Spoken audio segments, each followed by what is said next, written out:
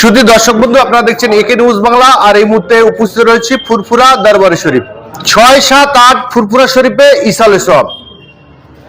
আমরা সূত্র মারফত যে খবর পেলাম যে ইসালের সব নিয়ে এই ফুরফুরা শরীফে 2,40,00,000 টাকা বরাদ্দ হয়েছে, কিন্তু সরকারি কাজ আমরা ফুরফুরা ঘুরে ঘুরে দেখলাম যে সরকারি কোনো কাজ আমাদের চোখে পড়লো না। ফুরফুরা শরীফে পীরজাদা তহা সিদ্দিকী সাহেব তিনি অভিযোগ করছেন যে 5 লক্ষ মানুষের গঙ্গাসাগরে 244 কোটি টাকা খরচা হলে 30 লক্ষ মানুষ আসবে এই ফুরফুরা শরীফের ইসালে সবে। সেই জায়গায় মাত্র 2,40,00,000 টাকা বরাদ্দ করেছে রাজ্য সরকার। কিন্তু দুর্ভাগ্যজনকভাবে আমরা দেখছি যে 2,40,00,000 টাকার যে টাকা বরাদ্দ হয়েছে সেই টাকারও কোনো কাজ আমরা দেখতে পাচ্ছি না। আমরা ফুরফুরা শরীফ পুরো ঘুরে ঘুরে দেখলাম, সময় নেই, আর মাত্র 5 থেকে 6 দিন বাকি রয়েছে। এই নিয়ে আক্ষেপ প্রকাশ করলেন ফুরফুরা শরীফের পীরজাদা তহা সিদ্দিকী হুজুর। তিনি ঠিক কি বলেছেন শোনাবো আপনার। গঙ্গাসাগর মেলায় 5 লাখের 5টা লোক বেশি হবে না, তার জন্য এই সরকার দিয়েছে কত 244 কোটি টাকা। 244 কোটি টাকা।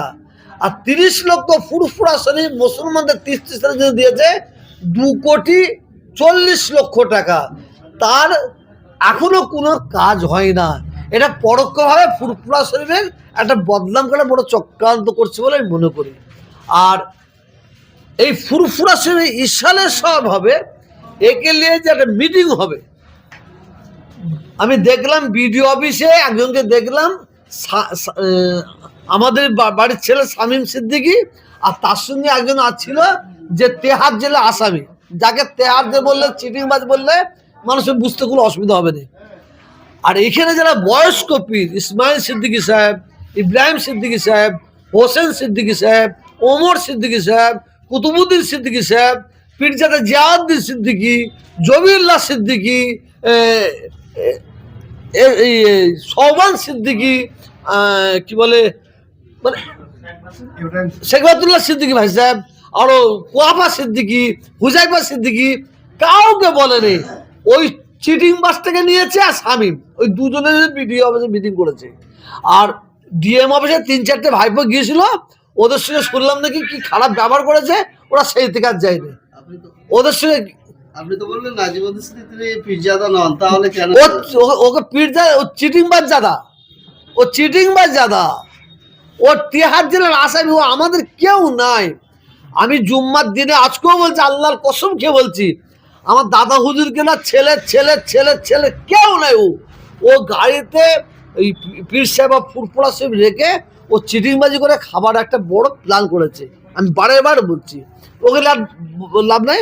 আমার ফুরফুরা শরীফে লক্ষ লক্ষ মানুষ আসে, তাদের জন্য সরকারের এখন পর্যন্ত কোনো অনুদান উনি দিয়েছে 2,40,00,000 টাকা। এখন পর্যন্ত 40,000 টাকার কাজ হয়নি।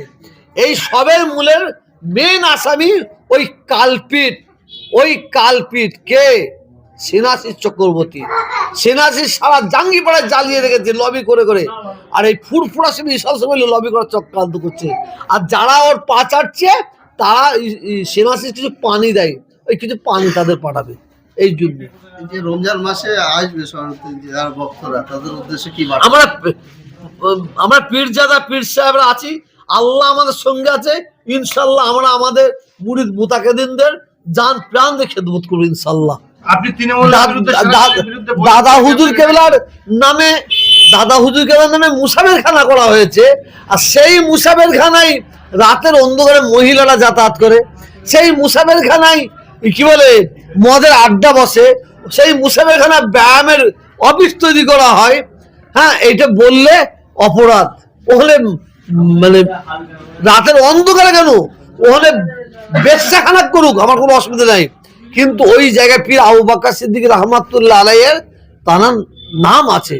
কিন্তু এই প্রতিবাদ করছি, ওই আমার বাড়ির 1-2 ছেলে তারা আবার ওইটাকে সমর্থন করছে, আমি একটা কথা বলি, আমি যতদিন বেঁচে থাকবো অন্যায়ের বিরুদ্ধে বলবো, ন্যায়ের পক্ষে বলবো। এই যে বিডিও অফিসে আপনি বললেন ফুরফুরার কাউকে ডাকানো না, নাম বললেন, আপনাকেও তো ডাকেনি, আপনি কি তৃণমূল? আমায় বাদ দেন না, কে তহা সিদ্দিকী তৃণমূল বিরোধী নয়, আর সিপিএম বিরোধী নেই, আর কংগ্রেস বিরুদ্ধে তহাসের দিকে অন্যায়ের বিরুদ্ধে শোনেন, ওই খেটে ডাল ভাত খাবো, শান্তিতে ঘুমাবো, ওই চিটিংবাজি করে খাসি খেয়ে ওরম ওরম জীবন রাখাচ্ছে না রাখাই ভালো। দালালি করবো না। অনেকে বলে তোর সিপিএম এর বেলায় বলেছিল, এদের বেলা বলছে, আমি তো আজকেও বলছি শওকতের মতন লোককে যদি সাপোর্ট করি তা আমার চেয়ে বড় বেঈমান কি আছে? শওকতের মতন লোককে যদি সাপোর্ট করে, সেনা শেষের মতন লোককে যদি সাপোর্ট করে, এদের চেয়ে বড় বেঈমান কি আছে বলুন তো? শওকতুল্লাহকে একদিন তো আপনি ভীষণ সাপোর্ট করতেন। হ্যাঁ, যখন ভালো কাজ করতো, ও যখন মায়ের কোল খালি করতে আরম্ভ করলো, মা বোনেদের ইজ্জত দিতে আরম্ভ করলো লোককে দিয়ে, ও বোম মারতে আরম্ভ করলো, এই তো এরা এই বোম ধরা পড়েছে ভাঙড়ে, আইএসএফ করেছে। হ্যাঁ, যে গরু থেকে গোয়ালে কি বল গোয়াল ঘরে আইএসএফ বোম রেখে দেবে? ও তো মমতা ব্যানার্জি বলেছে, ও তো বোমার কারখানা করেছে, বোমার কারখানা। এবারে আইএসএফ এর ঘরে ঘরে বোম পিস্তল দিয়ে আর পুলিশকে দিয়ে ধরাবে। ওই ভাঙড় ক্যানিংয়ের মানুষকে জবাব দিতেই হবে এবার ইনশাআল্লাহ। বোম মেরেছে বলছেন, তো আপনি কিভাবে দেখছেন যে শওকতুল্লাহ সাহেবের গাড়িতে বোম মারা হয়েছে? এরকম ওটা তো তৈরি করা হয়েছে। ও কি যন্ত্র জানেন? আপনি ভালো জানেন। শওকত কি হারামজাদা শয়তান জানেন? আপনার ভালো হ্যাঁ, সম্পর্ক ছিল আপনার। তাই বলছি তো, ওই জন্য বলছি কত বড় শয়তান জানেন? হ্যাঁ, রাত 12টার সময় ওখানে কি করতে গেছিল? আর মাঠের মাঝখানে বোম মারল ওকে, ওই করাচ্ছে, ওই সাপ হয়ে কামড়াচ্ছে আর রোজায় ঝাড়ছে, সিকিউরিটি বাড়াবার জন্য। ভাঙড় ক্যানিংয়ের মানুষ এবার জবাব দেবে। যেটা আপনি বুঝছেন, আমি বুঝছি, সাধারণ মানুষ বুঝছে, প্রশাসন বুঝছে না, মমতা ব্যানার্জি বুঝছে না। না, মমতা ব্যানার্জি ওই সরকারের 10টা মায়ের কোল খালি হয়ে যাক, আমার যেন ইয়েটা পাই, কি বলে, এই বিধানসভার যেন পাই। আর বিশেষ করে ভাঙড় ক্যানিং তো মুসলিম এলাকা না, ওখানে মুসলমানদের মায়ের কোল খালি হলে, বোন বুধেওয়া হলে, বাচ্চা অনাথ হলে, এতে সরকারের কতটা কষ্ট হবে। যদি ওখানে দুটো হিন্দু মা বোনের মায়ের কোল খালি হতো, হয়তো সরকার একটু ব্যথা পেত। আর কি সুন্দর, শওকতকে দিয়ে আর একটা শওকতকে খুন করাবে, এই প্ল্যান। আল্লাহ আপনাদের দোয়ায়, আপনাদের মা বাপের দোয়ায় আমরা ফুরফুরা শরীফের পীরজাদা পীর সাহেব যারা আছি, আমরাই দাদা হুজুরদের মেহমানদের মানে যতটা চেষ্টা করব আপ্যায়ন করার, খেদমত করার। তবে এই সরকার চারিদিকে একটা আওয়াজ আছে, ফুরফুরা শরীফে সরকারি অনুদান, সত্যিকার অনুদান আছে, অনুদানটা মানুষকে জানিয়ে দেওয়া দরকার। এই ফুরফুরা শরীফে কিছু কম বেশি 30 লক্ষ মানুষ যাতায়াত করে, তার জন্য এই সরকার 2,40,00,000 টাকা দিয়েছে। তার কাজ এখনো কিছু শুরু হয়নি, শুনলে অবাক হয়ে যাবেন।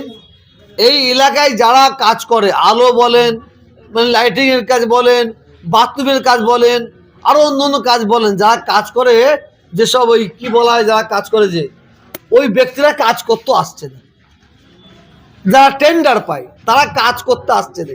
কেন আসছে না জানেন? মানে এই সরকার কাজ করিয়েছে, তাদের ঘরে 4 বছরের টাকা দেয়নি, 3 বছরের টাকা দেয়নি, ভয়ে কেউ এখানে কাজ করতে আসে না। আর মাত্র 6 দিন বাকি আছে, আপনি কি কাজ হচ্ছে দেখেন, কোনো কাজ দেখতে পাবেন না। শুধু একটা কাজ দেখলাম, ওই যে আমাকে বলেছিল তৃণমূলে খেয়ে খেয়ে জিম মোটা হয়ে গেছে, তার বাড়ির সামনে একটা আলো লাগানো হতে দেখেছি। বাকি অতিথিদের জন্য কোনো কাজ করা হয়নি। এটা সেনাশী চক্রবর্তীর বড় চক্রান্ত। এই ধরনের কাজ করে বাংলার মানুষ যাতে এই সরকারের কাছ থেকে মুখ ঘুরিয়ে ফেলে, এই সরকারের কাছ থেকে যাতে মুখ ঘুরিয়ে নেয়, এটা সেনাশী চক্রবর্তীর বড় চক্রান্ত।